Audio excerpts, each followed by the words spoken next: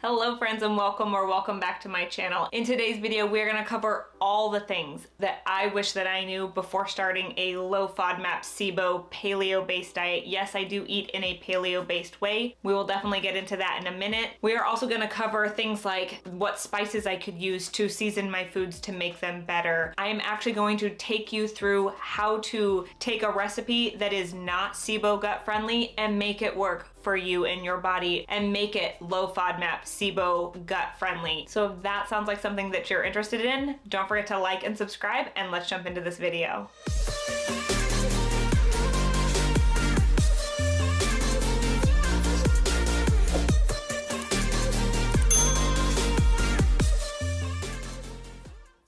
Is that not a vibe or what?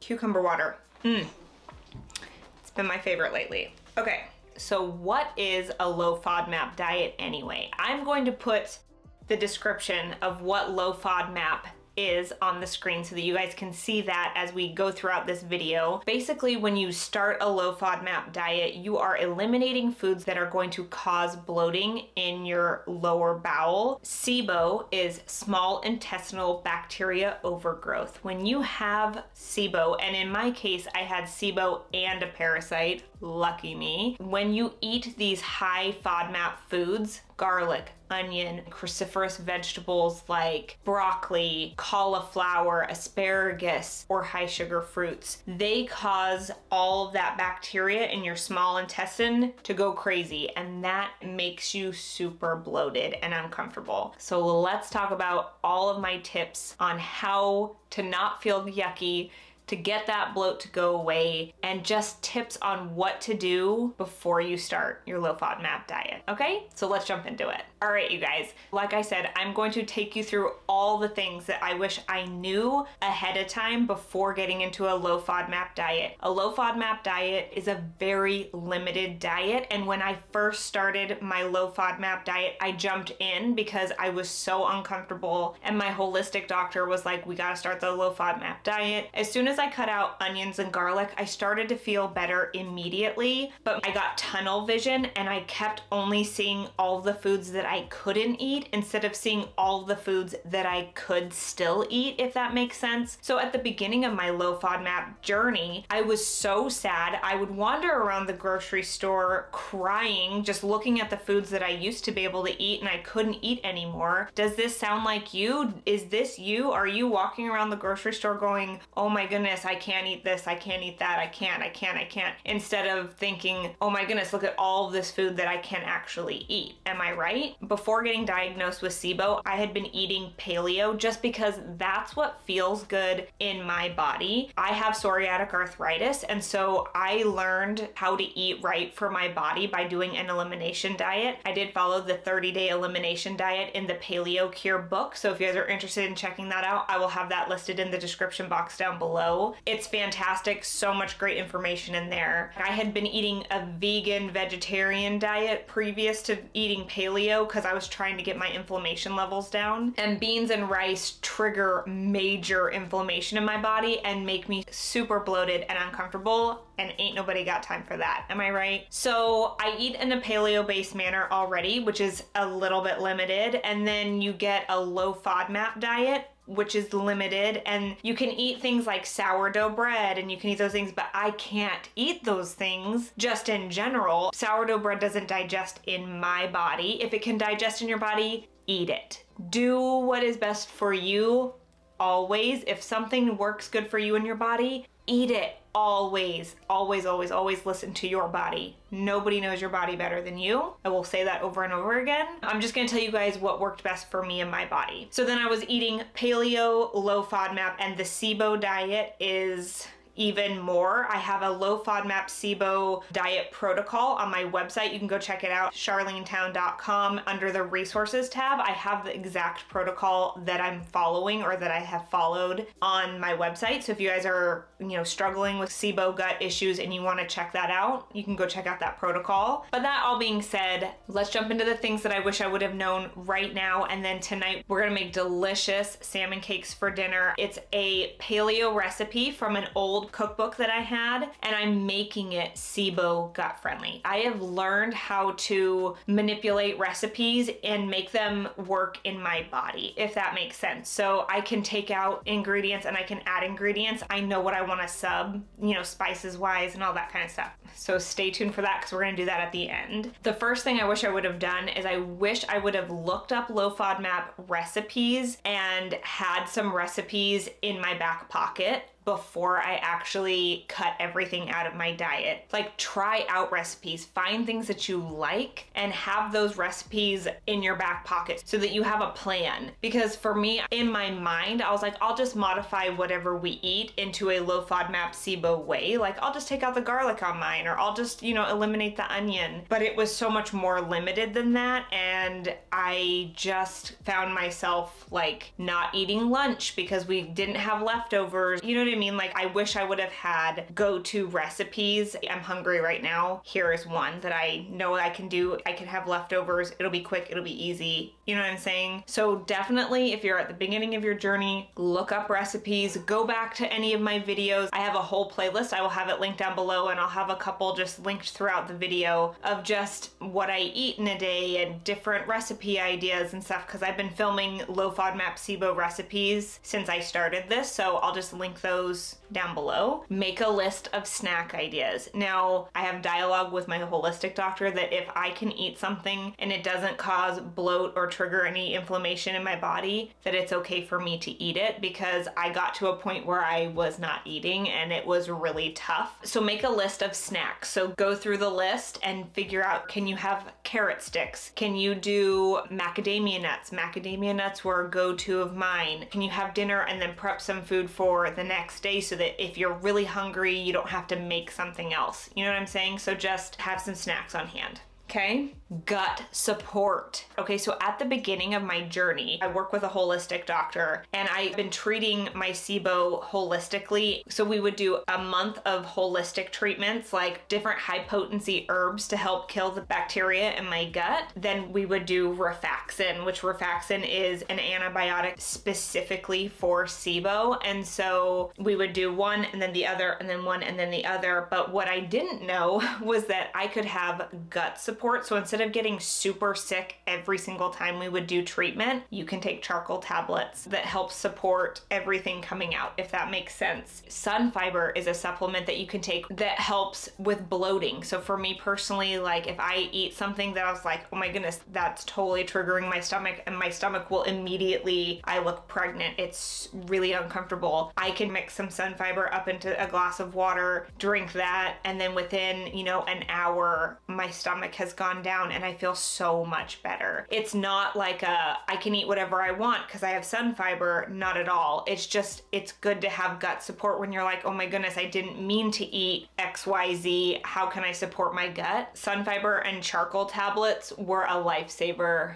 for this girl right here, and that was recommended to me by my holistic doctor. If I can find the supplements, I will have everything listed in the description box down below for you guys. Okay, number 4, you guys, is a big one.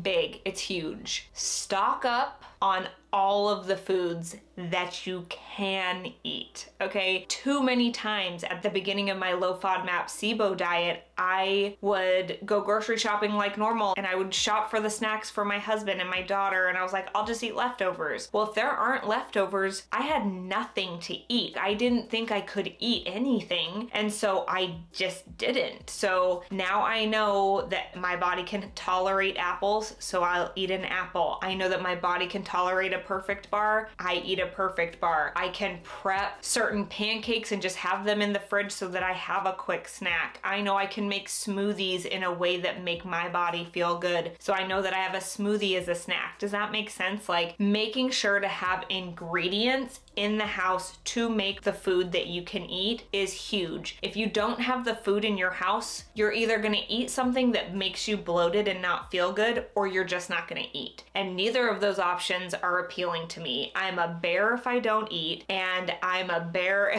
if I'm bloated and really uncomfortable. Like, it's not an option for me to be like, oh, screw it, I'll just, you know, eat fast food, or I'll just eat this, or I'll just eat whatever's in the house. No, I'd rather not eat, because feeling sick to the point of SIBO sickness for me it's a no-go. It's not worth being bloated. It's not worth feeling uncomfortable, so I just won't eat. And then I'm just not a good person. I'm not a good person when I don't eat. So making sure there's food in the house is key for success for me to keep following my low FODMAP SIBO diet. Okay, so number 6 is kind of a tough one, and it did take quite a while to really accept this, but eating out at restaurants is really off limits, because even when you think that you're ordering something that's not gonna have garlic, it's not gonna have onion, it has, most of the times it's got hidden sugars, or cross-contamination happens at restaurants, and it's really disappointing to go from eating out and having like drinks out and having fun and being out and then not be able to eat out. But once your body starts feeling better, you lose the disappointment, if that makes sense. Like, it's not worth feeling that crummy just to eat some food for an hour. You know what I mean? Because it can be days and weeks that you're feeling just horrible and nauseous and horrible, like cramping and bloated. It's just not fun. So yes, it is really heartbreaking to not be able to go eat out at your favorite restaurant. I get it. I see you. But also, for me, it's not worth the risk of getting sick. It's almost been a year and a half since I've been on the Low FODMAP SIBO diet, and I feel like I've just started to reincorporating small amounts, like a half a teaspoon of honey, you know what I mean? Or like one little square of 100% cacao, like little things I've been adding in. I have not been brave enough to add in any cruciferous vegetables like broccoli or garlic or anything, but one day I will slowly nibble and we'll see how my stomach is feeling around there. But it's really hard to let go of eating out. But I just want you to know, like, if I would have accepted that earlier, I probably would have felt better sooner. Does that make sense? It wasn't worth it for me and my body anyway. Some of my absolute go-to spices, which I never really thought about spices because everything I ever seasoned my food with was onion powder and garlic powder, salt and pepper. Like, everything was, that's how I seasoned everything. And then all of a sudden to go from that's how I season everything for the last 10 years, 20 years, to I can't use onion or garlic. I just had salt and pepper, and how bland is that? So some of my favorite seasonings and spices, so I do salt and pepper, smoked paprika, cumin, curry. You can still have curry, you just have to make sure that the curry blend does not have any garlic or onion in it, but the Simply Organic curry,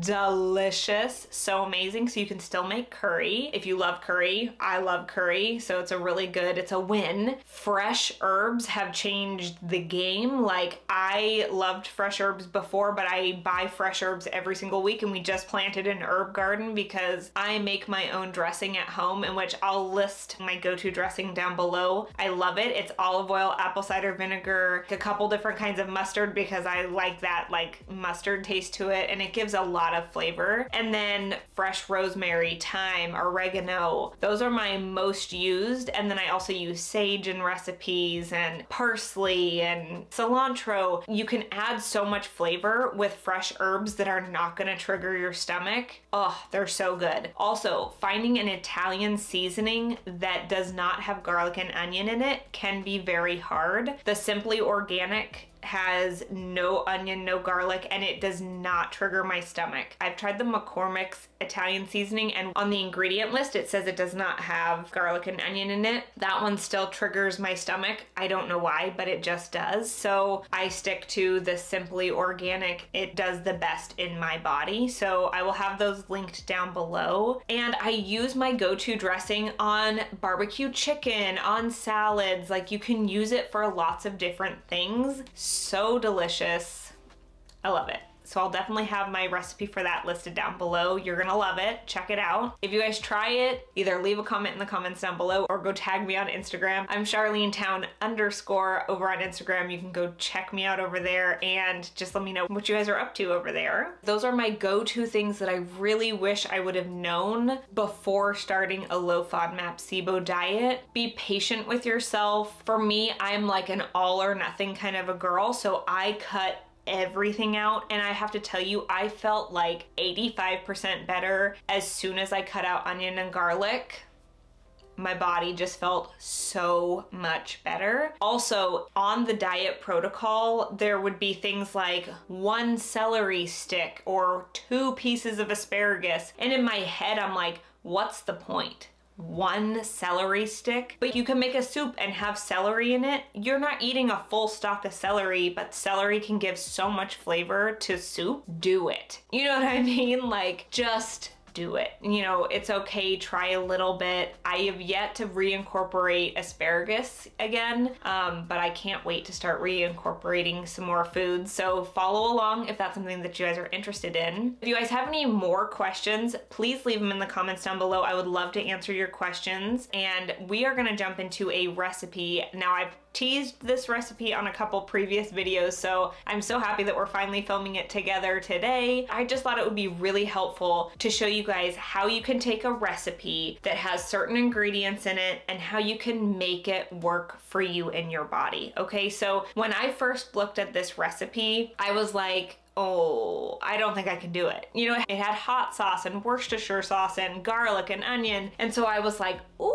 I'm gonna try. Like, it was a total experiment and it worked. They taste so good. They're full of flavor. The whole family loves them. They're amazing. So stay tuned because we're gonna make those together in a little bit. All right, you guys, so we're in the kitchen. I actually forgot that I pre-filmed making the salmon cakes, although we are going to make them tonight. So let me show you my thought process behind this, okay? All right, so this is the cookbook. I've had it forever. I love it. And this is the recipe we're making tonight, okay? So as you can see, there's Worcestershire sauce, hot sauce, scallions, which is an onion. We've got the salmon, and then mango salsa, which we can't obviously do, okay? Okay, so for me personally, I remember looking at recipes like this and then being like, oh my goodness, well, I can't eat those other things, so I'm just not gonna eat it, or that it was off limits. Now I look at a recipe like this and I'm like, okay, well, what are the base ingredients in this recipe? And for me, what I see in the recipe is coconut oil, I can eat. Egg, I can eat. Dijon mustard, I can eat. Great flavor. Salmon, I can eat. Amazing, okay? Salt, pepper. I can't do the mango salsa because mango has too much sugar and it triggers my SIBO, okay? So those are the things, okay? So the things I cannot eat are the Worcestershire sauce, the hot sauce, and scallions, okay? So I thought, okay, well, what can I add or swap out to make this still taste delicious, okay? We have made different salmon cakes in the past and we used to put bell peppers in them. So I added bell peppers to mine. Excellent flavor and just gives them a little extra something. I added a tablespoon of coconut aminos because, again, it's got really good flavor. It's gonna go really well with fish. And I just was like, yes, we'll give this a try, and it turned out fabulous. Since I know I couldn't add the heat from the hot sauce, I decided to do some spices. I added a heaped teaspoon of smoked paprika, a teaspoon of ancho chili powder, which was amazing, a half heaped teaspoon of chili powder, and then instead of doing 2 scallions, I did 3 of just the green part of green onions. You can't do the white part of the green onion, but just the green part. It was perfect, okay? So it gave it that onion taste. The spices gave it a little bit of heat. The coconut aminos gave it flavor. These salmon cakes are packed full of flavor and we love them. So I just want you guys to be able to look at recipes and maybe think about them differently. See what the main ingredients are and be like, okay, I can work with that. What can I swap out or what could I add in to give it flavor? I forgot to add to my list earlier of spices, ancho chili powder and chili powder. They don't trigger me and they work well and they are great flavor. So I'll add them to things like this or to hamburgers. You know what I mean? Just give your food flavor, spice it up. Food is what you make it, you know? I hope that this video inspires you to try something new. I hope this video encourages you that it gets better. I promise. You do have to be pretty diligent to get the SIBO to get under control, but I've known people who've done 1 round of the rifaximin and now they can eat whatever they want. Like, they're okay. It's taken a lot longer for me, and maybe it's because I haven't given up fruit. Maybe I need to just completely give up fruit, hit it with rifaximin, and maybe maybe I'll get it to go away. I don't know, but fingers crossed I can start incorporating more foods back into my diet. So if you're going through this, know that you're not alone. You are seen here, and I hope that this video was encouragement, some support, and I hope you guys found a recipe that you guys are gonna check out at home. Let me know in the comments down below if this is something that you guys like. Don't forget to like and subscribe, and I'll see you guys in the next one. Bye.